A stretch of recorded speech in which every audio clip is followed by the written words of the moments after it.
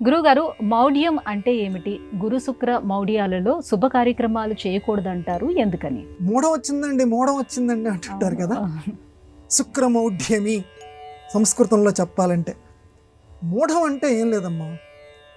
ఇప్పుడు ఒక చిన్న దీపం ఉంది, ఒక కొవ్వొత్తు అనుకుందాం పోని. సూర్యభగవానుడు బాగా వెలుగుతున్నాడు. సూర్యభగవానుడు లేనప్పుడు ఈ కొవ్వొత్తి కాంతి బాగుంటుంది, కనపడుతుంది మనకి చీకటిగా ఉన్నప్పుడు. కానీ సూర్యభగవానుడు పట్టపగలు బ్రహ్మాండంగా వెలిగిపోతున్న సమయంలో ఈ కొవ్వొత్తిని వెలిగించామనుకోండి, దానికంత ఉపయోగం ఏమీ లేదు. అసలు అలా వెలిగించిన వాడిని మూర్ఖుడు అని కూడా అంటారు. అవతలంతా సూర్యుడు వెలుగుతుంటే ఇప్పుడు నీ కొవ్వొత్తి వెలిగించాల్సిన అవసరం ఏంటని.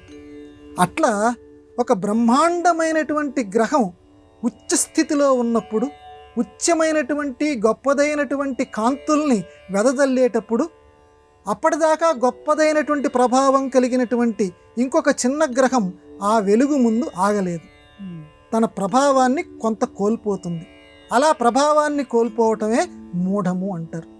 శుక్రగ్రహము అని ఒక గ్రహం ఉంది. అది మంగళ విషయాలు కొన్నింటిలో అది చాలా శుభకరం. కానీ శుక్ర మూఢమి అంటే ఒక పెద్ద గ్రహం సూర్యుడికి ఎదురుకుండా శుక్రగ్రహం వచ్చిన సందర్భంలో, అంటే బాగా అభిముఖంగా వచ్చిన సందర్భంలో ఆ సూర్య తేజస్సు ముందు ఈ శుక్రగ్రహ తేజస్సు ఆగలేదు. ఇందాక మనం చెప్పిన ఉదాహరణలాగా ఆ తేజస్సు ఆగనప్పుడు బాగా సూర్యుడి దగ్గరగా వచ్చినప్పుడు దీని తేజస్సు తగ్గిపోతుంది, వెలవెలపోతుంది. కాబట్టి ఆ సూర్యుడికి దగ్గరగా ఎన్ని రోజులు ఉంటాడో ఈ శుక్రుడు, అలా ఒక్కొక్క నక్షత్రంకి చెప్పారు, అన్ని రోజులు ఇదిగో ఈ కార్యక్రమాలు చేయకండి.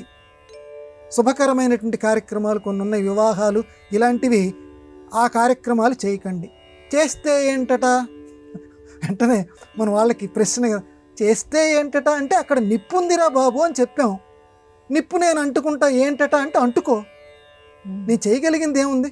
కాబట్టి అంటే కొంతమందికి వెంటనే ఫలితం చూపించవచ్చు, కొంతమందికి తర్వాత అయినా ఫలితం చూపిస్తూ ఉంటుంది. అయినా మన కంచిస్వామి వారు ఒక మాట చెప్పారు, నేను రోజు సంధ్యావందనం చేయనండి. మీరు ఏంటండి, నేను సంధ్యావందనం చేయకపోయినా దిట్టంగా ఉన్నాను, నాకు ఎటువంటి ఆరోగ్య లోపం లేదు, నేను హాయిగా ఉన్నాను, ఏ కార్యక్రమం నిద్ర లేచిన వెంటనే పూజ చేయను, నేను బ్రహ్మాండంగా ఉన్నాను. మీరేమో సదాచార కర్మలన్నీ నిర్వర్తించమంటారు, నిర్వర్తించకపోయినా నాకు వచ్చిన డోకా ఏమీ లేదు, ఏం సమాధానం చెప్తారు అని ఆయన్ని పట్టుకొని అంత ధైర్యంగా అడిగాడు. అడిగితే ఆయన అన్నారు, మంచిది నాయన, నేను నీకు చిన్న ఉదాహరణ చెప్తాను, జవాబు చెప్పు అన్నారు. ఇప్పుడు సైకిల్ మీద నువ్వు తొక్కుతున్నావు కదా, ఎల్లప్పుడూ తొక్కుతావా? పూర్తిగా తొక్కుతావు, కొద్దిసేపు ఆగుతావా? లేదా? ఆగుతాను. నువ్వు ఆగినప్పుడు సైకిల్ ముందుకు వెళ్తోందా లేదా? వెళ్తోంది. అంటే నువ్వు సైకిల్ తొక్కినప్పుడు వెళ్ళింది, నువ్వు తొక్కకపోయినా సైకిల్ వెళ్ళిపోయింది. ఎలా వెళ్ళింది? అంతకుముందు నువ్వు తొక్కినటువంటి శ్రమ కొంత ఉంది, అంతకుముందు ప్రభావం కొంత ఉంది. ప్రభావం ఉండబట్టి నువ్వు తొక్కకపోయినా సైకిల్ కొంచెం దూరం వెళ్ళిపోతుంది. అలాగే నీ తల్లిదండ్రులు, నీ తాత ముత్తాతలు చేసుకున్న పుణ్యకర్మం ఏదో ఉందో ఆ కర్మ నీ మీద ప్రభావం చూపిస్తోంది. ఆ కర్మ ప్రభావం చూపించినంత వరకు, ఆ శక్తి ఉన్నంత వరకు నీకు వచ్చినటువంటి ఢోకా ఏమీ లేదు. కొంతకాలానికి బ్యాంకులో డిపాజిట్ అయిపోతుంది, ఆ పుణ్యకర్మ అయిపోతుంది, ఆ శక్తి అయిపోతుంది, అప్పుడు అనుభవిస్తావు.